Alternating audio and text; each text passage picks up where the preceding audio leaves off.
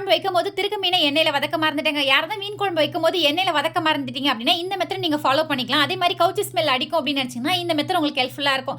அதுக்கு பார்த்தீங்கன்னா இன்னொரு பக்கம் ஒரு கடா வச்சு அதில் வந்து கொஞ்சமா எண்ணெய் வந்து ஆட் பண்ணியிருக்கேன். எண்ணெய் வந்து நல்லா சூடேறணும். திருக்க மீன்ல மஞ்சள் பொடி போட்டு அலசியிருக்கேன். எண்ணெய் வந்து நல்லா சூடாயிடுச்சான்னு செக் பண்ணியாச்சுங்க. இப்போ நல்லா சூடா ஆனோடனே நம்ம அலசி வச்சிருக்க மீனுங்களை வந்து அதில் சேர்த்துறேன்.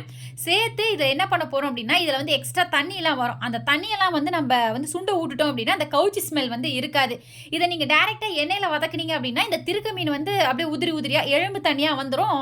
தோல் எல்லாம் வந்து குழம்போட சேர்ந்து மிக்ஸ் ஆகி போயிடும். அதுக்காக தாங்க நான் என்ன பண்ணேன், இந்த மெத்தடை ஃபாலோ பண்ணேன்.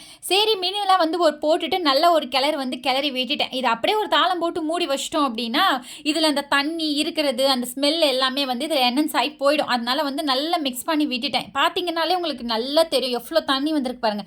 இந்த தண்ணியில் நம்ம அப்படியே மீன் குழம்புல போட்டோம் அப்படின்னா திருக்க மீனை பொறுத்தளவு கவுச்சி ஸ்மெல் அடிக்கும். மஞ்சள் பொடியை போட்டு அலசினாலும் அந்த ஸ்மெல் இருக்கும் அப்படின்றனால நான் இப்படி வந்து ரெடி பண்ணிட்டேங்க. இன்னும் ஒரு 5 நிமிஷம் மூடி வச்சுனேன். தண்ணி எல்லாமே நல்லா வந்து வத்திருச்சு. இந்த பக்கம் பார்த்தீங்கன்னா மீன் குழம்பு நல்லா மழன்னு கொதிச்சிட்டு இருக்கு. திருக்க மீனுக்கு நீங்கள் வந்து உருளைக்கிழங்கு இஞ்சி பூண்டெல்லாம் போட்டு குழம்பு ரெடி பண்ணோம் அப்படின்னா பார்க்கறதுக்கு கறி குழம்பு மாதிரி இருக்கும். டேஸ்ட்டும் ரொம்பவே நல்லா இருக்கும். தண்ணியுமே இன்னுமே கொஞ்சம் வத்தலை. ஸோ 5 நிமிஷம் அப்படியே ரெஸ்ட் விட்டேன். தண்ணி நல்லா ஓரளவுக்கு வத்திருச்சு. இந்த பக்கம் மீனுமே பார்த்தீங்க அப்படின்னா வெந்த மாதிரி இருக்குது. இந்த பக்கம் குழம்பும் வந்து நல்லா மழன்னு கொதிக்க ஆரம்பிச்சிருச்சுங்க. ஸோ குழம்பு கொதிச்ச குழம்பு கொண்டு போய் அப்படியே மீனில் வந்து சேர்த்துட்டேன். குழம்பும் பார்த்தீங்க அப்படின்னா இந்த பக்கம் கிளற ஞாபகத்தில் இந்த பக்கம் கிண்டி விட மாட்டேன். லைட்டாக வந்து மசாலா வந்து அடி பிடிச்சிருச்சு. இது கூட புளி கரைச்ச தண்ணியும் வந்து சேர்த்து விட்டுட்டாங்க. எப்பயுமே மசாலா வந்து அடி பிடிச்சிச்சுன்னு வச்சுக்கோங்க. பார்த்துங்க மேலே நம்ம சுரண்டி விட்டோம் அப்படின்னா அந்த குழம்புமே வேஸ்ட் ஆயிரும். அதனால அதை வந்து சுரண்டாமல் அப்படியே விட்டுறணும். அப்படியே மேலாப்பில் ஊற்றிட்டு இது மேலே கொஞ்சமாக உப்பு தேவையான உப்பு சேர்த்துட்டு கொத்தமல்லி தலையும் தூவிட்டேங்க. குழம்பு வந்து கிளறதுக்கு கரண்டி வச்சுலாம் கிளறக்கூடாதுங்க. 2 பக்கம் கைமணை பிடிச்சி ஒரு கிண்டி விட்ட மாதிரி ஆட்டணும் அப்படின்னா குழம்பு நல்லா ஈவனாக ஆயிடும். இப்போ குழம்பு நல்லா மழன்னு கொதிச்சிருச்சு.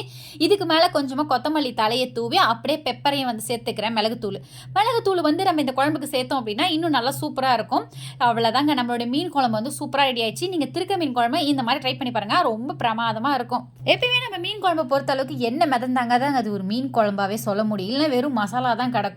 இப்போ பார்த்தீங்கன்னா நம்ம திருக்க மீன் நல்லா பார்க்கறதுக்கே நாக்கில் எச்சி ஒரு லெவலுக்கு சூப்பராக ரெடி ஆயிடுச்சிங்க.